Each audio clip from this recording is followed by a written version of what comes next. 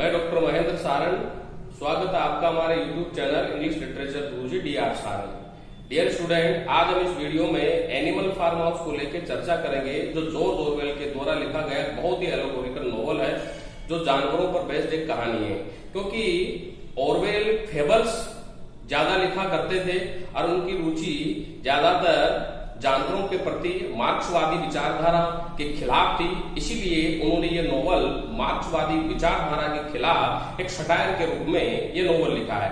बहुत interesting novel है, जो जॉर्ज ऑरवेल के द्वारा लिखा गया 1943 में, पब्लिश 1945 में हुआ। अच्छा नोवेल है।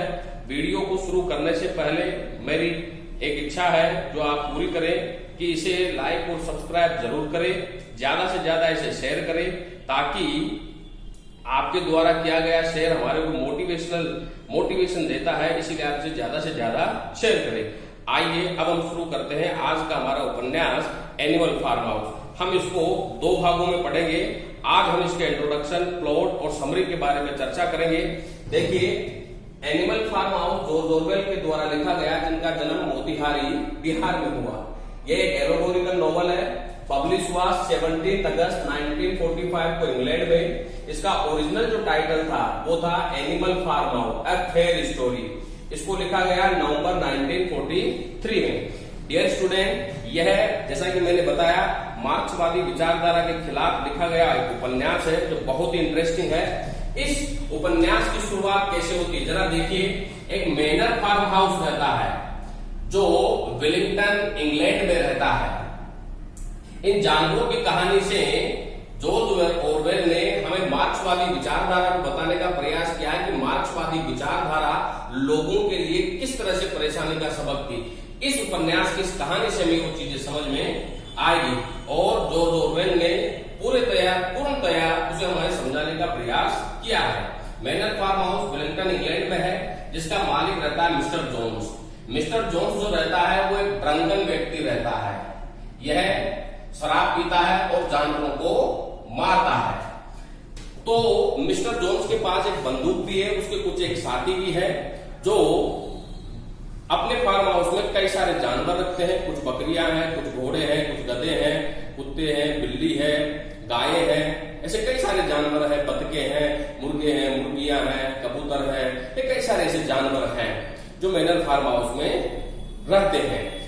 तो मिस्टर जोन्स जो है वो जानवरों के प्रति दया का भाव नहीं रखता और वो जानवरों को बहुत बुरी तरह ट्रीट करता है। यहाँ तक कि मिस्टर जोन्स ही नहीं, उसके साथी भी। जानवर सारे दिन भर अथक परिश्रम करते और जब शाम हो जाती, भोजन की बारी आती, तो उन्हें पर्याप्त रूप से भोजन भी नहीं दिया जाता। हद तो तब हो जाती जब कई बार जानवर भूखे पेट ही सो जाते थे। तो इस तरह से जानवरों के प्रति अत्याचार किया जा रहा था। तो वहां पर एक ओल्ड मेजर, एक बूढ़ा सुअर था, जिसकी स्पीच ने वहां पर एक क्रांति लाई। उस स्पीच का प्रभाव जो पड़ा वो पड़ा स्नोबॉल पे और नेपोलियन पे। ये दोनों के दोनों सुअर है, क्योंकि फार्म हाउस में सुअरों की संख्या ज्यादा है।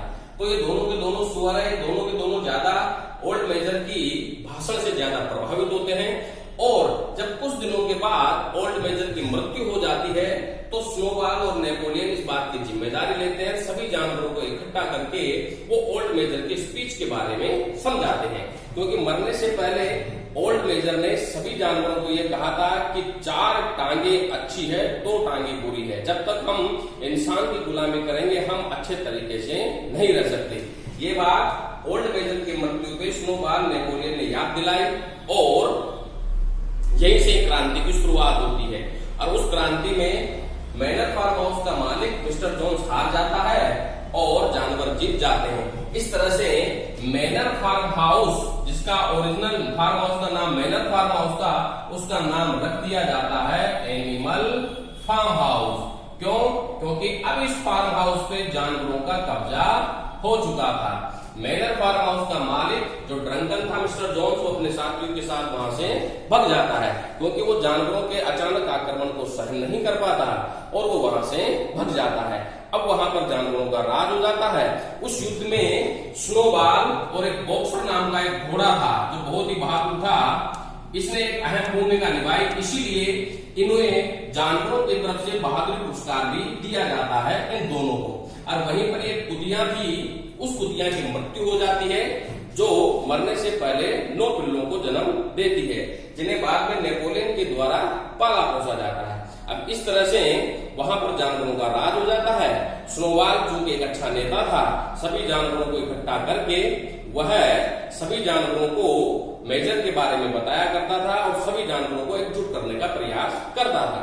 अब फार्म हाउस में सारा काम सही हो गया था। जानवर उचित समय पे काम करते थे, उचित समय पर काम के लिए आते थे, अपने काम के प्रति जिम्मेदार रहते थे और जानवरों को पर्याप्त रूप से भोजन मिलता था। स्नोबॉल ने इस तरह से वहां पर सारी समितियां बना दी थी कि जानवर अपना अपना काम करने में इंटरेस्टेड रहते थे।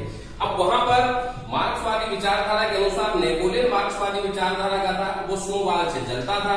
इसीलिए वो स्नोबॉल की जो वाइंड व्हील प्रोजेक्ट था, उस वाइंड व्हील प्रोजेक्ट के खिलाफ था, पवन चक्की के, क्योंकि वाइंड व्हील प्रोजेक्ट से फार्म हाउस में खुशियां आएगी, ऊर्जा आएगी, जिससे और ज्यादा प्रोडक्शन होगा।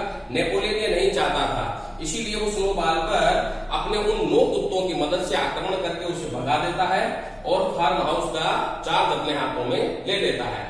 जब भी कोई जानवर उसके खिलाफ जाता, अब वो कुत्ते बड़े हो चुके थे और खतरनाक हो चुके थे, तो उन कुत्तों के द्वारा वो उन जानवरों को मरवा देता।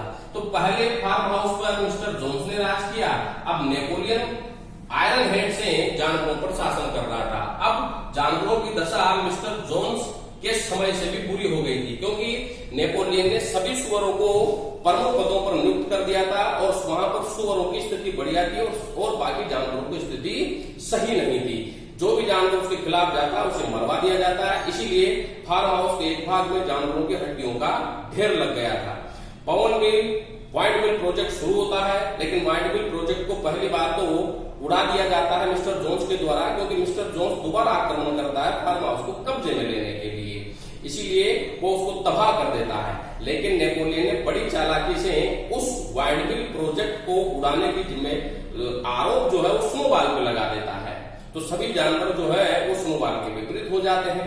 ताकि नेपोलियन ने ये इसलिए किया ताकि वो अपनी तरफ कर सके। और उसका एक मंत्री था स्क्वेलर, जो उसका प्रचार प्रसार मंत्री था, जो बड़ा ही चापलूस था नेपोलियन का।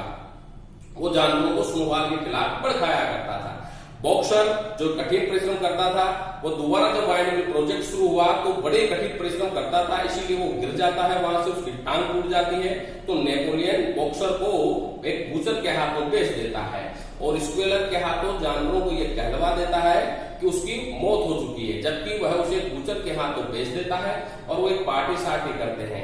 अब यहाँ पर बॉक्सर के साथ ही, अगर मैं बात बॉक्सर की करता हूँ, तो बॉक्सर के साथ ही एक क्लोवर नाम का एक घोड़ा और था, वो दोनों साथ साथ। नाम का एक कौवा भी है जो मिस्री पर्वत के बारे में बातें करता है। मोली नाम की एक घोड़ी है जो आलसी है, जो हमेशा आलस का कार्य करती है। तो यहाँ पर ऐसे कई सारे जानवर भी हैं। इसकी चर्चा हम धीरे धीरे आगे वीडियो में करते रहेंगे। अभी एक शॉर्ट में अपन समझ लेते हैं।